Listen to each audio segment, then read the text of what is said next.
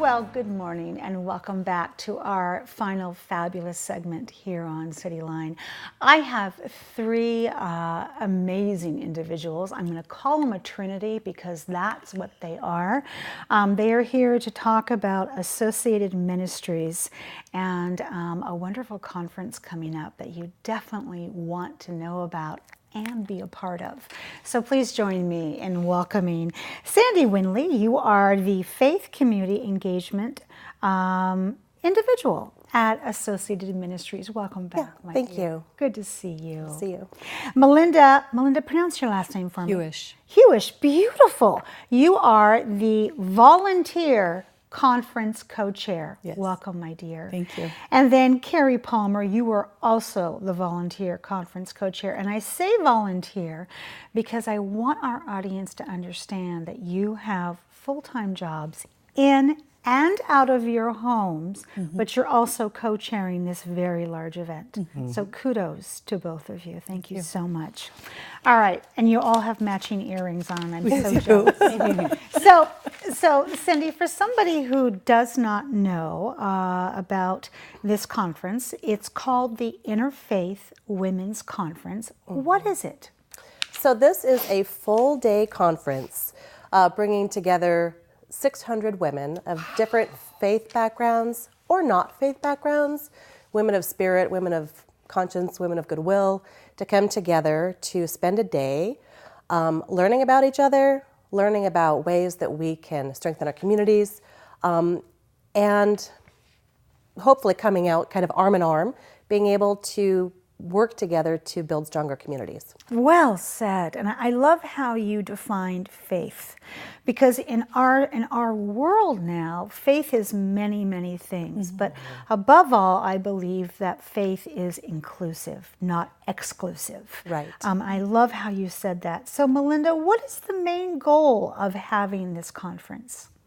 I think the main goal, as we have pulled it together and organized and talked with people, is to, first of all, energize our own faith, whatever that looks like, and find new ways to perhaps bring faith into our lives.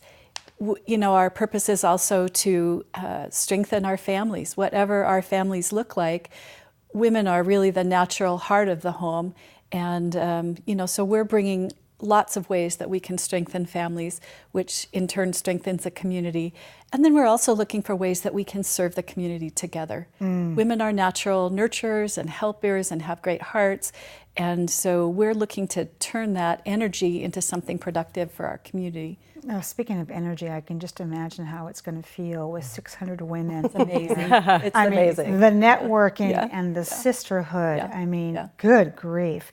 So, Sandy, we have a video that we're going to show. Right. Can you set it up for us? Sure. So this is just a short video of several women that were either involved with the conference last time or have helped put this one together this time, just to give you a little glimpse into what we're talking about when we talk about bringing women together. All right, let's roll that beautiful footage.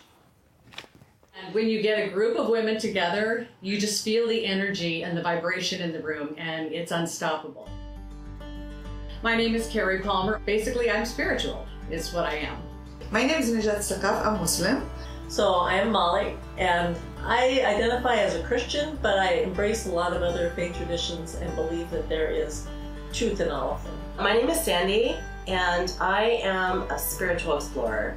My name is Casey Van Wagner, and I am Jewish. We are women of different faiths who have agreed to build bridges of interfaith unity. We want to have a true understanding and respect for each other so we can spread peace and love to our world. Women coming together, empowering each other, only leads to great successes.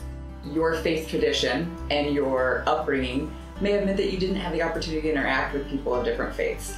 Even though we have different beliefs, and within our beliefs things that are even in conflict, but as people and as people of faith, there is way more in common than we have difference.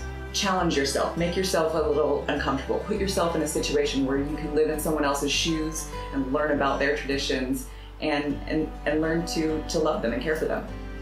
we have so much more strength when we work together and when we're kind to one another, when we have compassion, and when we follow this road to peace, we're in it together.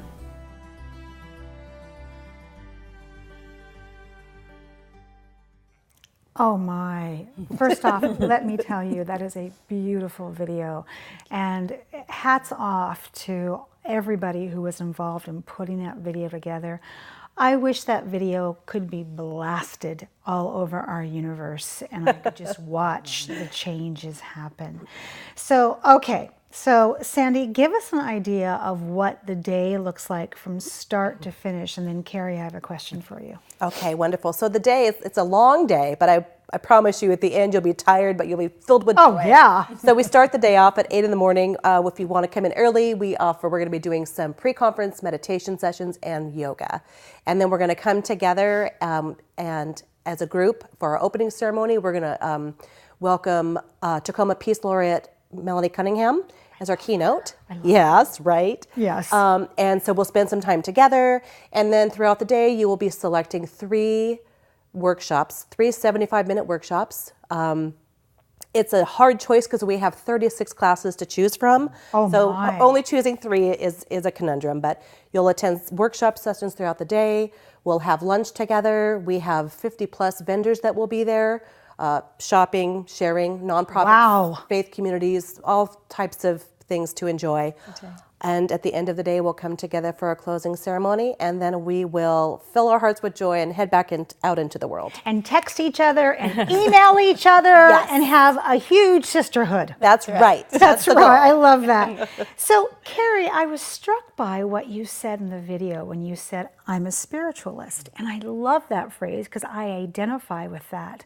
So if somebody is at home and they ask the question, well, do you have to be religious to attend? What's the answer? And that was the conundrum when I first went to the last conference, because I don't consider myself religious. Yeah. But I am so glad I went because I am spiritual. There were people there of no faith whatsoever, and I think everybody left there with some, just knowing that we are all alike. We're all exactly alike. What we believe is what we believe separately. But the fact that we all come together as women and we empower each other, and it doesn't matter what you believe, but you learn about the other faiths and each other, and it was miraculous. It was really beautiful. We all have those questions and those issues and those hopes and those dreams that transcend any kind of book or language. Yes. So why is this conference focused on women? Because women, when we come together, as we all know, we're very nurturing, we're very caring, and when you put 600 women in a room together, the energy level is incredible. Good just night, what we're nurse. capable of doing. Yeah. And women are strong, and we are leaders, and when you bring them together, people leave the conference with a strength and hope and passion and compassion and things they didn't have coming in. So it's pretty amazing. We need more empowered women. Absolutely. So, Melinda, what can the attendees expect to learn? Well, our theme is Peace, Our Journey. So the whole idea is for us to find our own peace.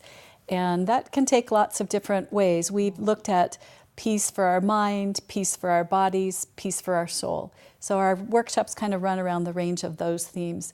We have some wonderful workshops that are being presented, fabulous women, and all of them are local. And all of them are doing this on a volunteer basis. Oh my goodness. Some of them are very well known, some of them not so much, but still very passionate about what they do. Yeah. So we have women like Victoria Woodards, our lovely mayor, our favorite. We have Dr. Gilda Shepherd. We have Shalisa Hayes, who's worked very hard in our community. So, you know, these women are doing things. They're examples of how we can work together in our community to make a real difference. Oh, what a gift just to even sit and listen to their journey and Very their much story. so. Because you don't get all of those women together like that for one whole day. No, You rarely it's do you. It's beautiful. Sandy, how do faith communities benefit from coming together like this? I think in a couple of ways. One, it just strengthens your own sisterhood. If you're coming together to an event like this with the sisters from your faith community, you know, you're going to share this day together, and it just strengthens the relationships you already have. But it also gives people an opportunity to learn about faiths outside their own, and maybe to help, you know, break down some misconceptions that they might have had about a different religion. So education is always empowering. And then hopefully, faith communities come away with new friends and maybe partnerships with faith communities that they didn't have before. There we go. And that's just a way, again, to just strengthen our communities by working together. Grace in action, there it is. So last 2 minutes, and I have 2 questions for you, so it's going to have to be quick. How does the Friday night Elizabeth Smart event tie into the conference around peace? Melinda, that's for you. So we were really looking for a way to engage the community in a greater way. We got a lot of questions about why women. So we were looking for a way to be more inclusive and still stay true to our theme. And Elizabeth Smart's been on an incredible journey herself. Yes, she has. And she is an amazing example of strength and resilience. And she talks about that and talks about the ways that we can find hope and find peace. I think she's a wonderful example of our theme. I think you nailed it. Who do we need to thank for all this goodness? Well, there's a lot of people to thank, but anybody that has touched this event, we want to thank. And I just want to call out the fact that these 2 lovely ladies on the couch with me are, like you mentioned, our volunteers. But we have a planning committee of about 12 interfaith women from all different kinds of faith traditions, 12 of them planning this event, and it's all on a volunteer basis. So bless their hearts, thank them so much. And then also City of Tacoma for helping us with this event, Mayor Woodards. KXXO Mix 96.1 has been a big support, and I'm sure I've missed somebody, but thank you to everybody. I want to say thank you to all 3 of you and the teams, the legions of women behind you and men who have helped put this on. Thank you so very much. Yeah. And I want you back on the comfy couch next year, and we're going to recap this. Awesome. Thank you. You're welcome.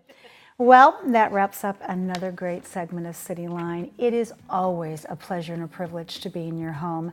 We've given you a lot of really great things to think about in our city, so please go out there, be a part of this tapestry, and above all, pay it forward.